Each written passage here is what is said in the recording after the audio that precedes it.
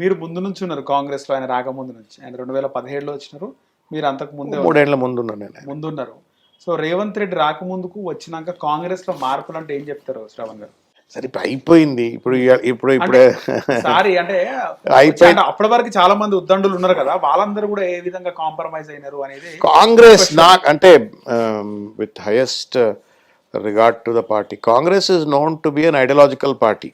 కొంత సిద్ధాంతాల పునాదుల మీద స్వాతంత్రం తెచ్చినాం కదా అన్నటువంటి ఒక సిద్ధాంతాలు, గాంధేయవాదము, కొంత సింప్లిసిటీ, కొంత ఐడియాలజికల్ కన్విక్షన్స్తో పనిచేస్తున్నటువంటి ఒక పార్టీ.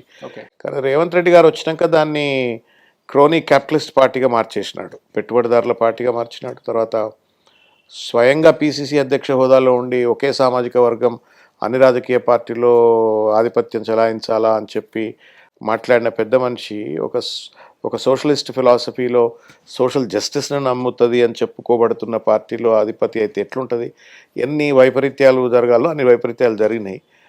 దాన్ని కొంత తెలుగుదేశం పార్టీగా మార్చే ప్రయత్నం చేసిండు, కొంత దాన్ని ఒక వ్యాపార కేంద్రంగా మార్చేసినాడు. It's no longer a old Congress. Kodanda Reddy garu, లేకపోతే హనుమంతరావు గారు, కోదండరెడ్డి గారు, ఇంకా ఆ పాత తరం కాంగ్రెస్ కాదు అది, ఆ పాత తరం కాంగ్రెస్ కాదు ఇది పూర్తిగా రేవంతైజేషన్ ఆఫ్ కాంగ్రెస్ పార్టీ.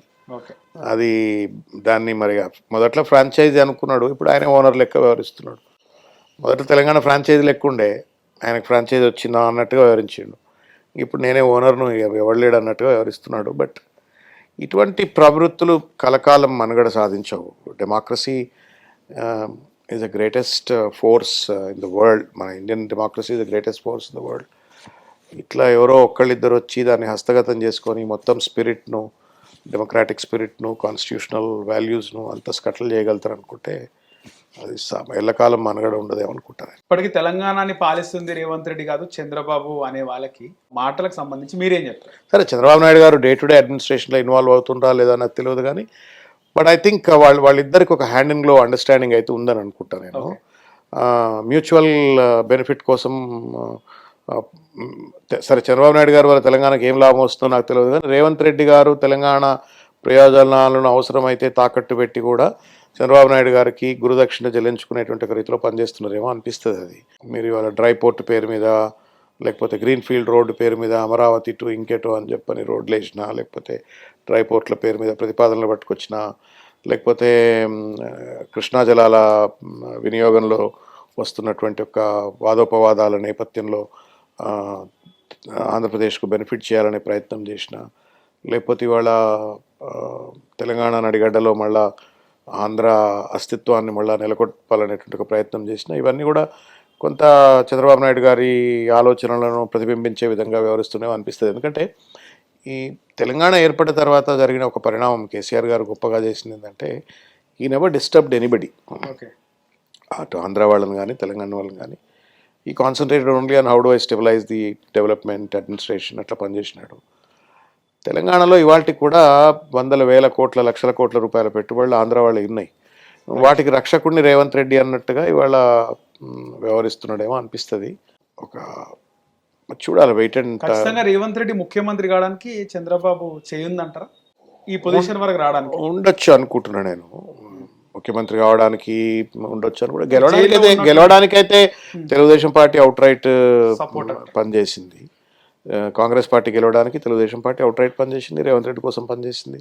ఎంత చేసినప్పటికి కూడా తెలంగాణ హైదరాబాద్లో కేటీఆర్ గారి ప్రభావం కావచ్చు, కేసీఆర్ గారి ప్రభావం కావచ్చు, they still could not really win many seats.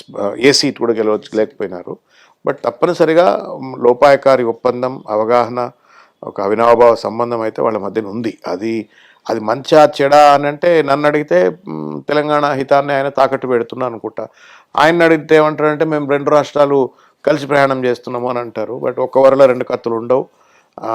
వాళ్ళ హితం కోసమే ఇవాళ రేవంత్ రెడ్డిని పావుగా వాడుకుంటున్నారేమో అని అనిపిస్తుంటుంది. జనాలు బీఆర్ఎస్ని యాక్సెప్ట్ చేయలేదంటారా రూరల్ ప్రాంతంలో ఉన్న ప్రజలు? కాదు, మేబీ అంటే 2 కారణాలు. నేను మార్పు కోరుకున్నట్టున్నారు ప్రజలు. రెండవది, రేవంత్ రెడ్డి ఇచ్చిన వాగ్దానాలను నమ్మి కూడా నమ్మి ఉండొచ్చు. సరే, ఆయన వాగ్దానాలను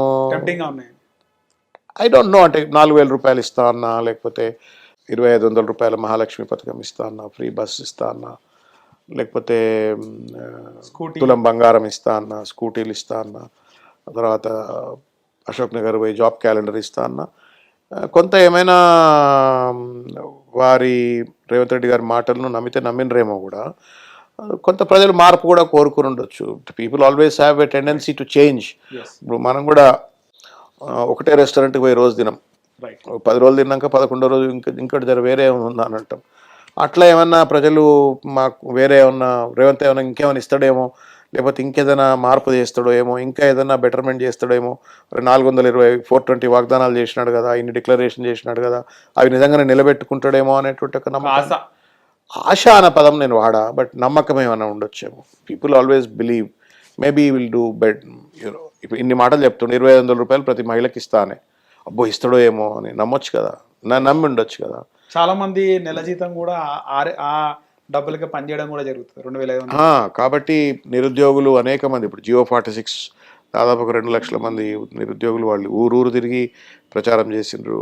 తర్వాత అప్పుడున్న గ్రూప్ 1 బాధితులు, అప్పుడున్న నిరుద్యోగ యువకులు అందరూ బస్సులు కట్టుకొని జాబ్ క్యాలెండర్ పేరు మీద ప్రచారాలు చేసిండ్రు. కాబట్టి సమ్వేర్ అలాంగ్ ఈయన ఏదో ఉద్ధరిస్తాడనేటువంటి ఒక విశ్వాసము కావచ్చు, రెండోది మార్పు కూడా కోరుకోవచ్చు. బట్ ప్రాబ్లం ఏమైంది ప్రజలకంటే, ఇవాళ ఒక దుర్మార్గమైనటువంటి ఒక పరిపాలనలో ప్రజలు కూరుకుపోయినారు. దాని పర్యవసానం ఇవాళ రాష్ట్రం అధోగతి పాలవుతూ ఉంది. ఆర్థికంగా అధోగతి, సామాజికంగా అధోగతి, తర్వాత రాజకీయంగా ఒక రకమైనటువంటి ఆధిపత్య వర్గాలకు ప్రయోగశాలగా మారిపోయినటువంటి ఒక పరిస్థితి, ఇవన్నీ కూడా చూస్తూ ఉన్నాం. కాబట్టి I mean people will they chose him, now they will certainly realise. ఆ రియలైజేషన్ మనకు సర్పంచ్ ఎన్నికలనే కనబడ్డట్టుగా భావిస్తూ ఉన్నాం. సో మీ party working president KTR digital media ప్రభావం బాగుంది, యూట్యూబ్ ఛానళ్ళ వల్ల ఓడిపోయినామని గతంలో ఒక స్టేట్మెంట్ ఇచ్చి, దానిపైన ఏమంటారు? సరే, అది ప్రభావం చూపెట్టచ్చు. ఇప్పుడు నేను హిట్ టీవీని డిస్క్రెడిట్ చేస్తానా? చేయను కదా. మనం ఏమంటాము, భావజాల వ్యాప్తి అంటాం. మనం భావజాల వ్యాప్తి ఎట్లా జరుగుతుంది? నందిని పట్టుకొని పంది పంది పంది పంది అని చెప్తే నిజంగానే ఏమిది నంది కాదేమో పంది అని అనుకున్నట్టు ఉండొచ్చు. ప్రచారం జరిగిందంట 100%. కేసీఆర్ గారికి వ్యతిరేకంగా ఒక ప్లాన్డ్ స్కిమాటిక్ క్యాంపెయిన్ అయితే జరిగింది బాగా. కానీ మొన్నటితో పోలిస్తే 2018 ఇంకో బాగా ఉండే, అంటే కేసీఆర్ పాలన పైన కూడా జనాలు బగ్గుమన్న వీడియోలు మనం చూసినాం. కవితను కూడా లైన్లో నించొని ఓటేయమన్న వీడియోలు మనం చూసినాం.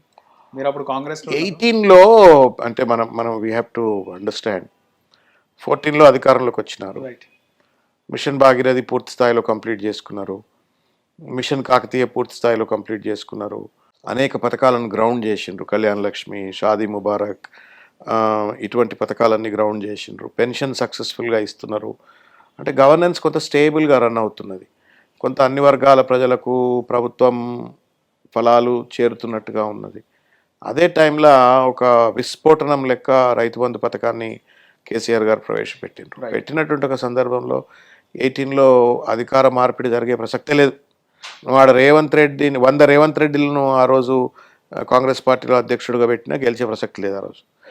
18లో అవుట్ ఆఫ్ క్వశ్చన్. అంటే ప్రభుత్వం పట్ల విముఖత రావడానికి ఏమాత్రం కూడా కారణం లేదు. తర్వాత ఇచ్చిన వాగ్దానాలు మోరార్లెస్ ఆయన గ్రౌండ్ చేసినారు. ఇవ్వనటువంటి మిషన్ భాగీరథి, ఇంటింటికి మంచినీళ్ళు లాంటి పథకాలను గ్రౌండ్ చేసినారు. కళ్యాణ్ లక్ష్మి, షాదీ ముబారక్ లాంటి పథకాలు అద్భుతంగా ముందుకు పోతున్నాయి. తర్వాత కొంత చెక్ డ్యామ్ల కన్స్ట్రక్షను, ఇరిగేషన్ ప్రాజెక్ట్స్ అన్నీ కూడా అద్భుతంగా లాంచ్ అవుతూ వచ్చినాయి.